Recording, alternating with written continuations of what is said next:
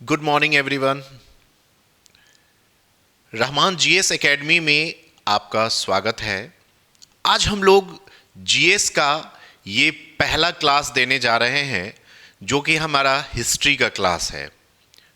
ठीक है, ये जीएस एकेडमी स्टार्ट करने के पीछे मेरा एक ही लक्ष्य है, वो है अपने प्रिपरेशन को भी थोड़ा और अच्छा करना, और साथ ही साथ जो बच्चे हम लोगों से जुड़े हुए हैं, चूँकि मेरी अपनी भी प्रिपरेशन चल रही है सिविल सर्विसेज के लिए, तो मैं ये चाह रहा था कि थोड़ा सा बच्चों को अगर मैं इस बहाने पढ़ा सकूं, बच्चों को कुछ दे सकूं, तो इससे मेरी भी अपनी अपनी प्रिपरेशन चलती रहेगी और साथ ही साथ बच्चों को भी फ़ायदा मिलेगा। जो बच्चे विभिन्न प्रतियोगिता परीक्षाओं की तैयारी कर रहे हैं, है ना, कॉम्पिटिटिव एग्जामिनेशन की प्रिपरेशन कर रहे हैं, उनको भी फ़ायदा हो जाएगा। तो चलिए आज का हम लोग एक क्लास स्टार्ट करने वाले हैं प्राचीन इतिहास से। तो देखिए, सबसे पहले जब हमारे मन में ये सवाल आता है इतिहास, जब हम सबसे पहले बात करते हैं इतिहास शब्द की, तो हमारे दिमाग में तीन चीज़ें होती है। हम लोग तीन बातें सोचते हैं। सबसे पहले हमारे ध्यान में आता है प्राचीन इतिहास,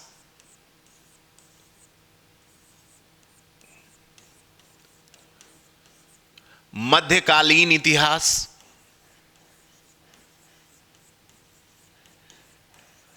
और आधुनिक इतिहास। ये तीन चीजें सबसे पहले हम लोगों के ब्रेन में ये तीन बातें आती है। ठीक है, ये तीन चीजें हम लोग सोचते हैं। ठीक है, इतिहास के बारे में जैसे ही हम लोग इतिहास शब्द की बात करते हैं, हम लोग हर हाल में इन तीन चीजों पर बहुत ज्यादा सोचते हैं कि भाई इतिहास का मतलब प्राचीन इतिहास और मध्यकालीन इतिहास और आधुनिक इतिहास। तो हम लोग आज इसी के सबसे जो प्राचीन इतिहास, यानी पहले हम लोग भारत का प्राचीन इतिहास पढ़ेंगे। ठीक है, या यूं कह सकते हैं प्राचीन भारत के इतिहास की हम लोग आज बात करने वाले हैं। ठीक है, प्राचीन भारत का इतिहास। चलिए डायरेक्ट हम लोग सिलेबस पे आते हैं, समय थोड़ा कम रहता है और अपलोडेड वीडियो डालने के पीछे रीजन है, हमने पहले सोचा था लाइव लेंगे, लेकिन लाइव में 720 तक ही जा पाता है, जो स्ट्रीमिंग का दायरा है वो कम जा पाता है।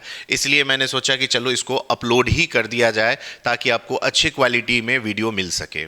चलिए, तो देखिए सबसे पहले भारत का ये जो प्राचीन भारत का इतिहास हम लोग जानने वाले हैं, इसमें पहला जो शब्द आता है, पहला जो चैप्टर हम लोग इसमें प्राचीन भारत के इतिहास में पढ़ने वाले हैं, वो है हमारा प्रागैतिहासिक काल, जिसको हम लोग प्राक इतिहास, प्री हिस्ट्री के नाम से जानते हैं। ठीक है, तो सबसे पहला जो भाग इसमें हम लोग पढ़ेंगे, आज हम लोग बात करेंगे कि इसमें क्या पढ़ने वाले हैं हम लोग। ठीक है, प्राचीन भारत के इतिहास में हम लोग क्या क्या पढ़ने वाले हैं। तो पहला जो भाग है इसका वो है प्रागैतिहासिक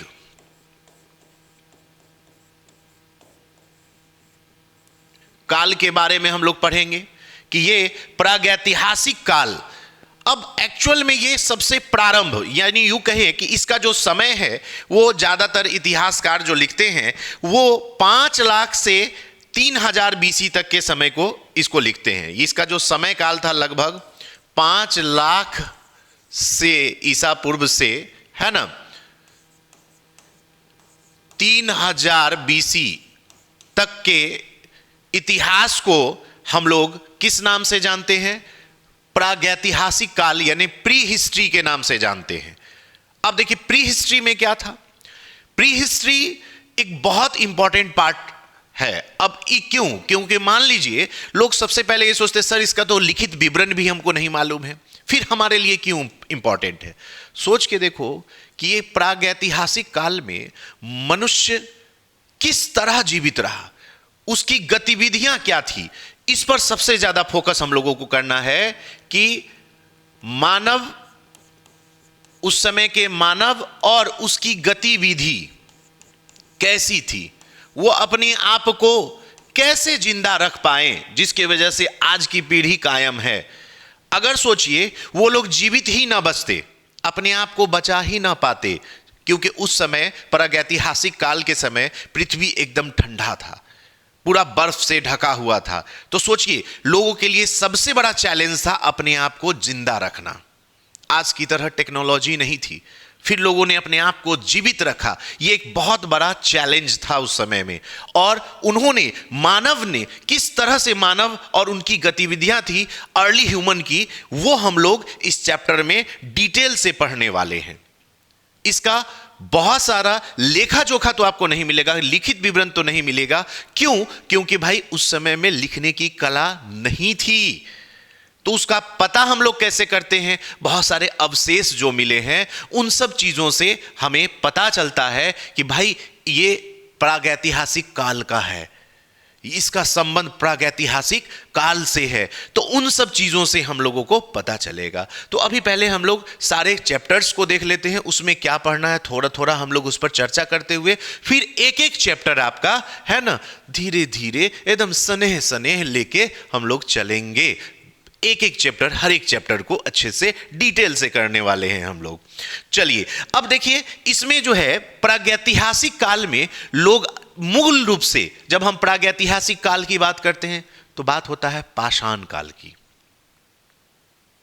ठीक है, पाषाण काल को भी हम लोग अलग अलग भागों में बांटेंगे। तो एक्चुअल में इस समय तक लोगों ने दो चीजों को खोज लिया था, है ना। अर्ली टाइम में सिर्फ और सिर्फ पत्थर थे, पत्थर को खोजा था। लेकिन बाद में आपको पता होना चाहिए कि पहला धातु जो इन्होंने खोजा था वो था तांबा, है ना। यानी इस समय के जो लोग थे वो धातु युग में प्रवेश कर चुके थे एक तरह से, यानी पत्थर के साथ साथ वो धातु का इस्तेमाल करना भी सीख गए थे। इसके बाद जब हम लोग पढ़ेंगे दूसरा चैप्टर, जिसमें हम लोगों को, है ना, कुछ अभिलेख भी मिले हैं जिसको हड़प्पा सभ्यता कहते हैं, है ना। हड़प्पा सभ्यता की बात हम लोग कर रहे हैं। ठीक है, हड़प्पा सभ्यता जिसका लगभग साल दिया जाता है आपको 2350 से 1750, 2350 से 1750 ईसा पूर्व तक की बात हम लोग करेंगे। ठीक है, ये लगभग जो है ना, इसी ईस्वी को माना जाता है। बात समझे। अब ये जो हड़प्पा सभ्यता थी, इसमें लोगों ने मिस्र धातु का भी उपयोग करना सीख लिया था। यानी इस युग में, प्रागैतिहासिक काल में, मनुष्य ने सिर्फ पत्थर और तांबा यानी धातु का खोज किया था। ठीक है, लेकिन जब बात होती है हड़प्पा सभ्यता की, तो हड़प्पा सभ्यता में बहुत सारे अभिलेख हम लोग को मिले हैं, लेकिन अभी तक इन अभिलेखों को पढ़ा नहीं जा सकता है। ठीक है, इन अभिलेखों को, क्योंकि ये चित्र अभिलेख थे, चित्र के रूप में बने हुए अभिलेख थे, जिसको अभी तक पढ़ा नहीं जा सका है। बात समझे। तो ये हम लोग हड़प्पा सभ्यता, और इस सभ्यता की खासियत ये थी कि ये प्रथम नगरीय सभ्यता थी बच्चों, यानी नगरीकरण का विकास हो चुका था। इसमें नगरीकरण थी। ठीक है, नगर था, यहां तक तो गांव था, मैंने छोटा छोटा कबीला टाइप का था, लेकिन इसमें क्या था, नगर का निर्माण हो चुका था। यानी पहली जो नगरीय सभ्यता थी वो हमारी कौन थी? हड़प्पा सभ्यता बच्चों। ठीक है, क्लियर है, समझ में आ रहा है। और इसमें हम लोगों ने मिस्र धातु का उपयोग करना सीख लिया था, यानी कि मिस्र धातु जाने की कांसा, जैसे आप जानते हो कांसा के बारे में, है ना, तो कांसा का उपयोग होने लगा था इस काल तक। ठीक है, इसके बाद जब हम लोग हड़प्पा सभ्यता का पतन हुआ, हड़प्पा सभ्यता खत्म हुई, अब कैसे हुई नहीं हुई उस पर भी हम लोग चर्चा करेंगे, क्योंकि हर एक चैप्टर को, मैंने पहले कहा है कि अभी मैं सिर्फ चैप्टर का सारांश लेके चल रहा हूं। हर एक चैप्टर आपको पूरे एकदम लाइन बाय लाइन आपको लिखवाते हुए चलना है एकदम। अगर आपको पूरा कंप्लीट करना है आप कमेंट करके बताइएगा, अगर आपको लाइन बाय लाइन पूरा चैप्टर पढ़ना है मैं पढ़ाऊंगा। ठीक है, तो वो बच्चे पढ़ना चाहते हैं, उनको लगता है कि सर आप हिस्ट्री पढ़ाइए, आप हिस्ट्री हमें समझाइए, हम पूरा नोट करेंगे, पूरा कंप्लीट करेंगे, तो वो बच्चे कमेंट करेंगे। मैं हर एक टॉपिक को अलग से एकदम हर चैप्टर वाइज चैप्टर आपके लिए लेकर के आऊँगा, लाइव क्लास में लेकर के आऊँगा। ठीक है, अभी मैं रिकॉर्डेड वीडियो दे रहा हूं, लेकिन इस वीडियो के रिस्पांस पे डिपेंड करता है कि आप लोग क्या चाहते हैं। अगर आप लोग चाहते हैं कि मैं इतिहास का आपके लिए लेकर आऊं, है ना, तो आप लोग प्लीज कमेंट में बताएंगे कि सर हिस्ट्री लिया जाए। ठीक है, अब आइए इसके अगले अध्याय पर, जो हमारा तीसरा अध्याय होगा, वो होगा हमारा वैदिक काल। ठीक है बच्चों, अब तीसरा जो हमारा इसका चैप्टर है प्राचीन भारत के इतिहास में, वो है वैदिक काल। ठीक है बच्चों, वैदिक काल। अब देखो, वैदिक काल, एक्चुअली इस वैदिक काल को बच्चों दो भागों में बांटा गया है। वैदिक काल को दो भागों में बांटा गया है। ठीक है, एक पूर्व वैदिक काल जिसको कहते हैं,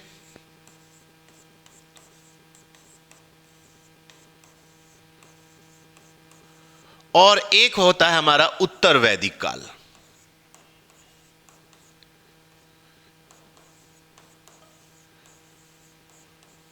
तो इसको दो भागों में बांटा गया वैदिक काल को, और जिसका समय लगभग दिया गया 1500 से 600।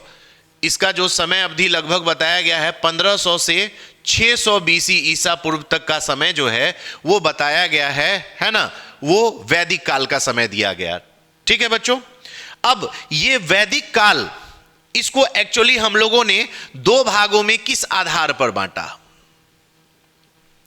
तो एक ऐसा धातु है, आपसे क्वेश्चन आता है एग्जामिनेशन में, कॉम्पिटिटिव एग्जाम में पूछे जाते हैं, कौन सी ऐसी धातु है जिसका ज्ञान मनुष्य को पूर्व वैदिक काल तक नहीं था? और वो है लोहा, आयरन। ठीक है, लोहा की जानकारी, लोहा जो है बच्चों, इस लोहा के बारे में इस काल में तक जानकारी नहीं थी, लेकिन उत्तर वैदिक काल में लोहा की जानकारी थी। अब देखो, पूर्व वैदिक काल की जानकारी हमें ऋग्वेद द्वारा प्राप्त होती है। ठीक है, ऋग्वेद जो प्राचीनतम वेदों में से एक है, वहीं उत्तर वैदिक काल की जानकारी हमें सामवेद, अथर्ववेद, है ना, इन सब वेदों से प्राप्त होती है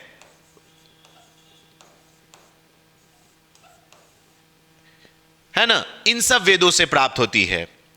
और महाभारत जैसे, ठीक है, आपने पढ़ा होगा, महाभारत जैसे काव्य रचनाओं से हमें प्राप्त होती है इसकी जानकारी उत्तर वैदिक काल की। अब देखो, वैदिक काल वास्तव में आर्यों के उद्धार का एक समय था।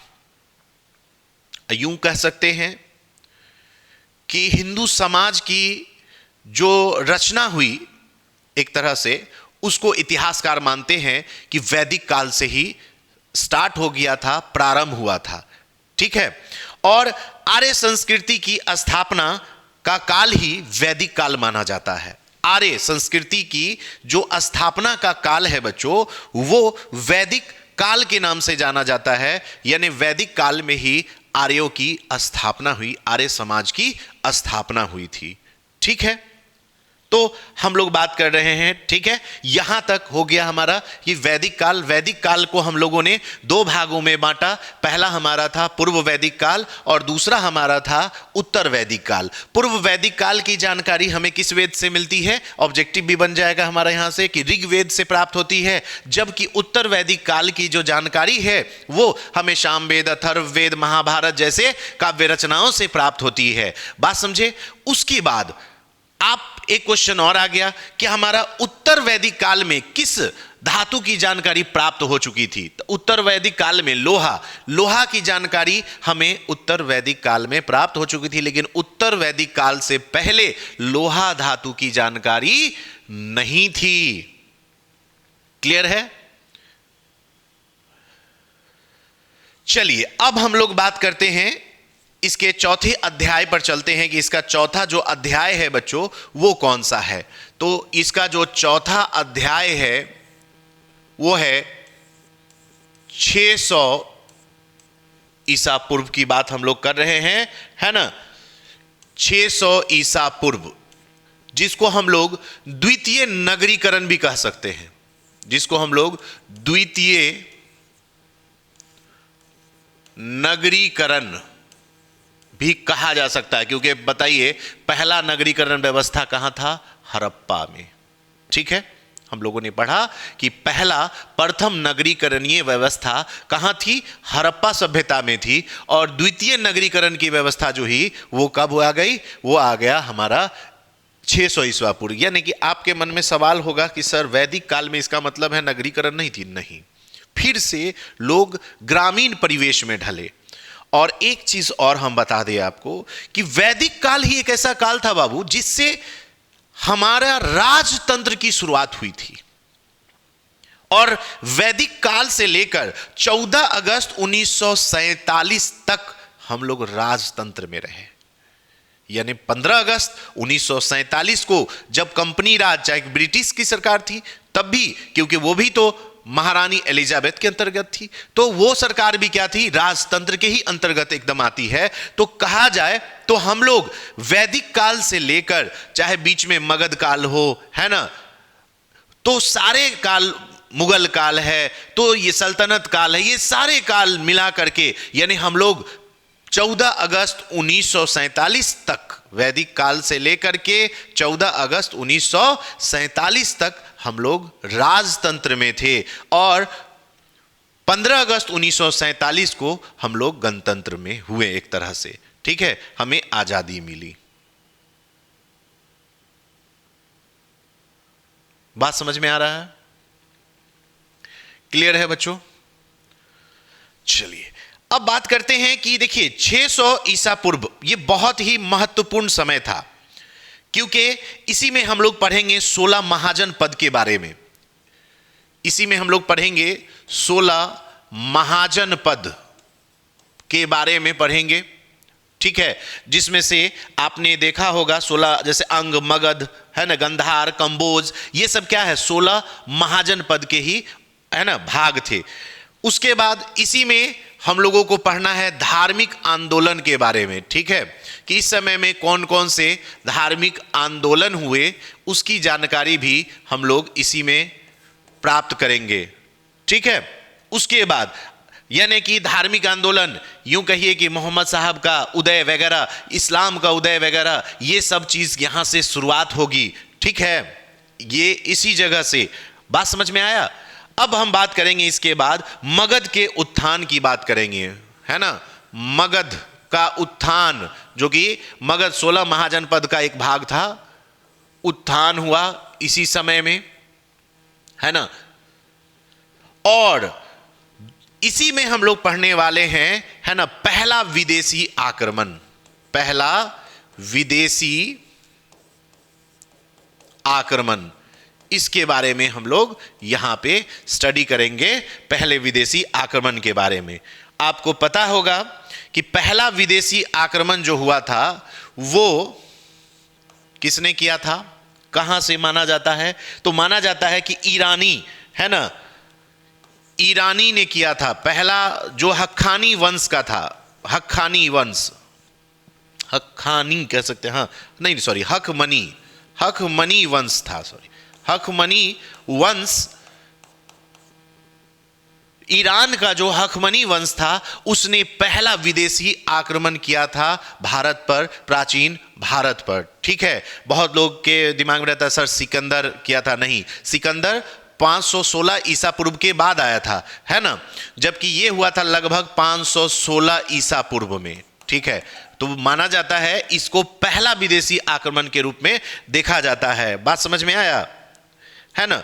और सिकंदर इसके बाद लगभग 520 के ईसा पूर्व के आसपास सिकंदर ने क्या किया था? आक्रमण किया था, जो कि एक यूनानी आक्रमण, यूनानी था। ठीक है, यानी यूनानी आक्रमण से पहले जो आक्रमण हुआ था वो था ईरानी आक्रमण हुआ था, जो कि हकमनी वंश ने किया था। बात समझ में आया? ये कुछ बातें हैं जो हम लोग इसमें पढ़ रहे हैं, ठीक है। ये चौथे चैप्टर में हम लोग इन सब टॉपिक के बारे में पढ़ेंगे कि ये टॉपिक क्या है, कैसे है, इसको कैसे कैसे, और सब के बारे में 16 महाजनपद में कौन कौन थे, है ना, उन्होंने क्या किया, किस किस का कैसे हुआ, है ना, कि ये आक्रमण की शुरुआत लोगों में यहीं पे राजा वगैरह बनने का जो होड़ शामिल हुआ लोगों के अंदर कैसे हुआ, है ना, वर्ण व्यवस्था वगैरह के बारे में इसमें पढ़ेंगे, ठीक है, जैसे ब्राह्मण, क्षत्रिय, वैश्य, है ना, शूद्र, ये सब के बारे में हम लोग इन सब में धार्मिक आंदोलन वगैरह में इन सब चीजों में जानेंगे, ठीक है बच्चों। चलिए, इसके बाद हम लोग आते हैं मौर्य काल पर, यानी अगला जो हमारा है वो है पांचवा, वो है मौर्य काल।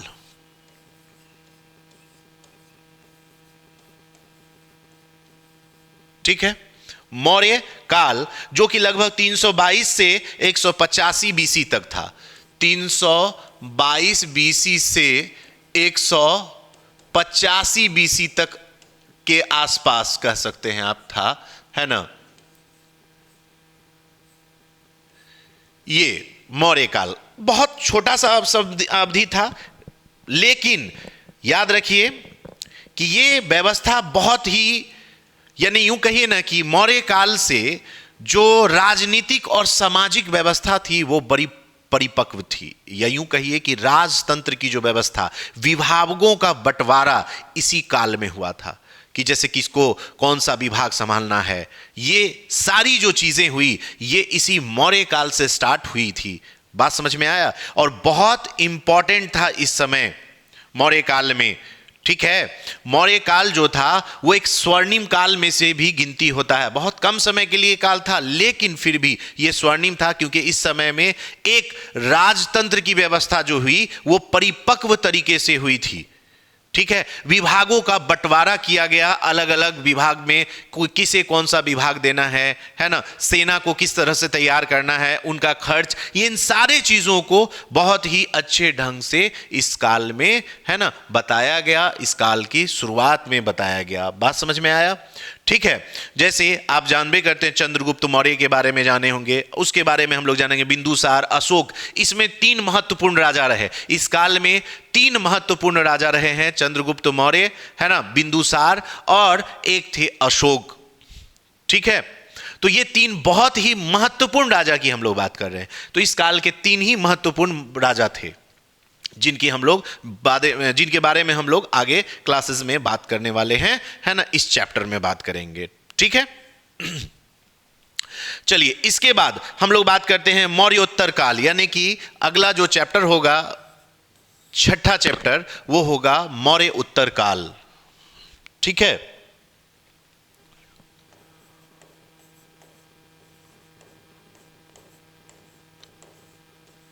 मौर्योत्तर काल, ठीक है, ये था 185 से 250 एडी तक। 185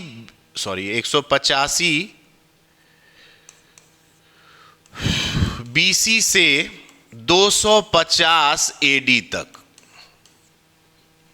ठीक है, इसको माना जाता है। बात समझ में आ गया?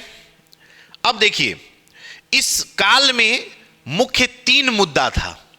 ये जो मौर्य उत्तर काल था, इसमें मुख्य 3 मुद्दा था। सबसे ज्यादा 3 मुद्दों पर बात हुई, और वो 3 मुद्दा क्या था उस समय का, ठीक है, हम लोग थोड़ा सा देख ले, फिर हम लोग चैप्टर जब पढ़ेंगे तो इसके बारे में विशेष तो हम लोग देखबे करेंगे। पहले भारतीय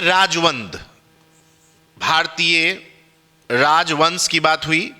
भारतीय राजवंश इस समय में, जैसे आपने पढ़ा होगा शुंग, सातवाहन, इन सब के बारे में आपने सुना होगा, उन सब की चर्चा हम लोग यहां पे करेंगे। दूसरा था विदेशी आक्रमण, ठीक है, विदेशी आक्रमण, इन सब चीजों पर हम लोग प्रकाश डालेंगे, ठीक है। और तीसरा था संगम काल। इसका ये महत्वपूर्ण 3 बात हम लोग पढ़ेंगे। संगम काल, देखो बच्चों, याद रखो, ये संगम काल पहला ऐसा समय था जब हम लोग बात करेंगे दक्षिण भारत की। इससे पहले दक्षिण भारत के बारे में कोई विशेष जानकारी प्राप्त नहीं थी। संगम काल में ही हम लोगों को दक्षिण भारत के बारे में, है ना, पता चला। और दक्षिण, क्या मन में आ रहा होगा सर उससे पहले क्या दक्षिण भारत में लोग नहीं थे? बिल्कुल रहे होंगे, लेकिन एक्चुअली दक्षिण भारत पठारी क्षेत्र था, तो लोगों की आवश्यकताएं हो सकता है उस समय में सीमित रही हो। लोग सीमित आवश्यकता के कारण बाहर नहीं निकलते हो, ज़्यादा नहीं जा पाते हो, क्योंकि पहाड़ों पर सोचिए कि बहुत ज़्यादा ना तो आवश्यकता होगा और ना ही बहुत ज़्यादा कुछ बनाया जा सकता था, जिसकी वजह से लोग बाहर नहीं निकले, जिसके कारण उसकी जानकारी नहीं थी। लेकिन इस काल में हम लोगों को जानकारी पहली बार प्राप्त हुई, किसके बारे में, है ना? जैसे आपने पढ़ा होगा चोल के बारे में, ठीक है, चोल साम्राज्य के बारे में हम लोगों को इस काल में पहली बार दक्षिण भारत के बारे में जानकारी मिली, है ना। विशेष हम लोग आगे तो पढ़ेंगे ही पढ़ेंगे अगले चैप्टर में। अगला जो था वो था हमारा गुप्त काल, ठीक है। 7वां जो चैप्टर है हमारा इसका प्राचीन भारत के इतिहास का, वो था गुप्त काल है, ठीक है, गुप्त काल, ठीक है। ये 319 से 550 तक, 319 ईस्वी से, है ना, 550 ईस्वी तक माना जाता है गुप्त काल को, ठीक है। बात समझ में आया? और देखिए गुप्त काल में जाकर के ये हुआ, गुप्त काल में हम लोगों को ये पता चला कि भाई राजा कोई भी बन सकता है जिसके पास क्षमता होगी, क्योंकि गुप्त काल में ये गुप्त लोग जो थे ये कौन थे? एक वैश्य थे। ऐसा नहीं कि कोई ब्राह्मण थे, कोई क्षत्रिय थे, नहीं। उस समय ये बात पता चली हम लोगों को कि भाई राजा वो हो सकता है जिसमें क्षमता हो, जरूरी नहीं है कि भाई राजा का पुत्र ही राजा होगा, ठीक है। तो उसके बारे में हम लोग बहुत सारे डिटेल को पढ़ेंगे जो हमारा 7वां चैप्टर होगा, है ना, प्राचीन भारत के इतिहास में, ठीक है। ओके, अब बात करते हैं इसके बाद 8वां चैप्टर गुप्तोत्तर काल, ठीक है। 8वां जो चैप्टर था वो हमारा है गुप्तोत्तर काल, ठीक है।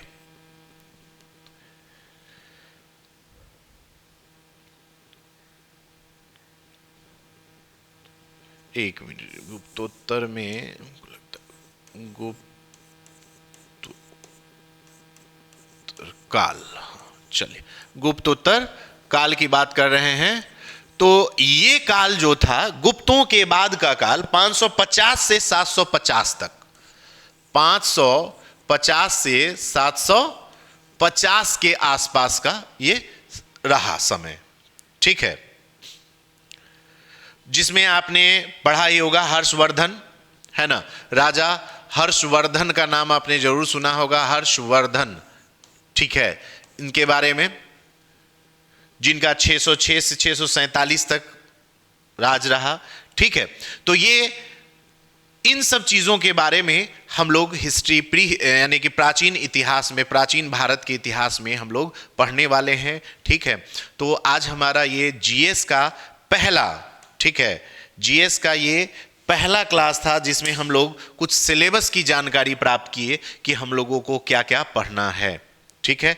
अब आप लोगों के रिस्पांस पे डिपेंड करेगा कि हमें इसको वीडियो को आगे जारी रखना है या नहीं रखना है, आपको हमारा पढ़ाया हुआ हिस्ट्री कैसा लगा, ठीक है। और हम लोग इसके डिटेल वीडियो लेकर के आने वाले हैं हर एक टॉपिक का, ठीक है, ताकि सभी बच्चे जो बीपीएससी, एसएससी, रेलवेज जैसे इंट्रांस एग्जाम की तैयारी कर रहे हैं उनको बिना पैसे के घर बैठे पढ़ाई मिल सके, ठीक है। हमारा बस इतना ही एक लक्ष्य है जीवन में कि हम लोगों के समय में इतना तो नहीं था सुविधा।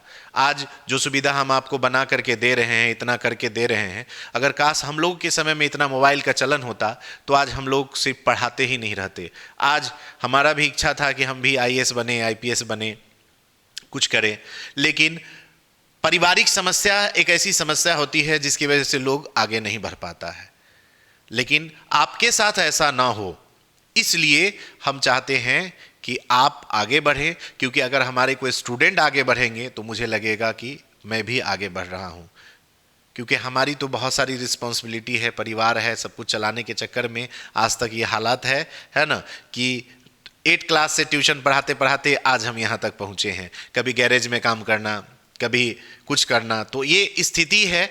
और भगवान न करे कि ऊपर वाले न करे, अल्लाह गॉड जो भी हैं, जिनको आप मानते हैं, कि आपके साथ किसी के साथ ऐसा ना हो, ठीक है। और अभी भी मैं कह रहा हूँ कि मेरे पास तो ये सिचुएशन है कि अभी भी मुझे कोई 1 रुपया देने वाला नहीं है, लेकिन आपके पास आपके माता पिता का जब तक सपोर्ट है, आप कृपया कर पढ़ाई पर ध्यान दें, पढ़ें। हमसे जहाँ तक सहयोग होगा, जिस तरह से होगा पढ़ाई में, हम आपसे आपका सहयोग करते रहेंगे, है ना। और आपके सहयोग मात्र के लिए, है ना, हमने ये वीडियो दिया है और आगे भी लेकर के आएंगे। लोग क्या कहते हैं, फलना कि सर वो फिजिक्स वाले सर हैं, वो कैसा हिस्ट्री पढ़ाएंगे। तो भाई हम हिस्ट्री सिर्फ इसलिए नहीं पढ़ा रहे हैं कि आपको, अरे भाई हम अपनी जानकारी को और मुकम्मल कर रहे हैं और अच्छा कर रहे हैं, इसलिए हम इतिहास पढ़ा रहे हैं, ताकि हम ना भूल जाएं। और एक हमारा ये भी एक मैटर है और मकसद है, ठीक है। चलिए मिलते हैं अगले वीडियो में, डिटेल वीडियो लेकर के आते हैं अगले, यानी कि प्रागैतिहासिक काल को डिटेल में अगले वीडियो में हम लोग लेकर के आएंगे, ठीक है। धन्यवाद, देखते रहें Rahman GS classes. Okay, thank you.